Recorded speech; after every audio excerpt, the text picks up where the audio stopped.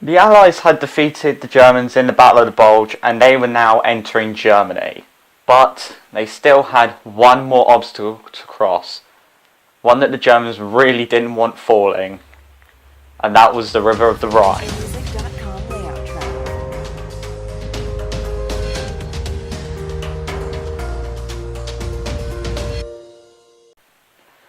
The Rhine itself was a pretty challenging river, considering that while the Allies were in France, they'd been destroying bridges to prevent them from crossing it.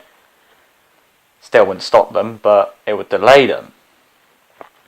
And then they could focus most of their efforts on the Soviets in the east. But there was one bridge left. One bridge that would be vital. And that was at Remagen. The bridge at Remagen was set to explode while the Americans and British were arriving. However, the charge themselves didn't actually go off as intended. But they still put up a challenging fight. Waffen-SS and German troops held the bridge as best they could. The Allies came in and took it. They now had a foothold in Germany. Obviously, other places down the Rhine, there were other crossings, such as ones by paddle boats, swimming, or even air troop landings, paratroop landings. Germany was now dead, to say the least. You had the Soviet war machine coming in from the east, and the Battle of Berlin would begin in a month. But the real horrifying part of this doesn't come from the battle at Remagen, it comes after it.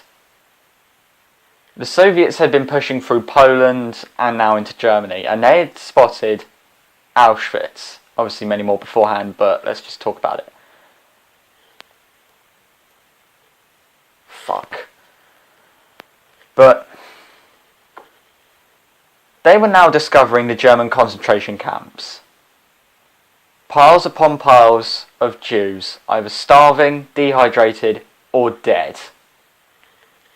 Not just Jews, but gypsies, disabled people, Roma, homosexuals, Jehovah's Witnesses. If it wasn't to Hitler's standards, he would have shoved them in the concentration camps. Some were work camps and some were purely for execution, like Treblinka. So, both of the major powers were now in Germany. They had discovered the atrocities that had occurred, but there was one battle left on the European theatre, and that I will cover on Sunday for the final destruction of the Third Reich.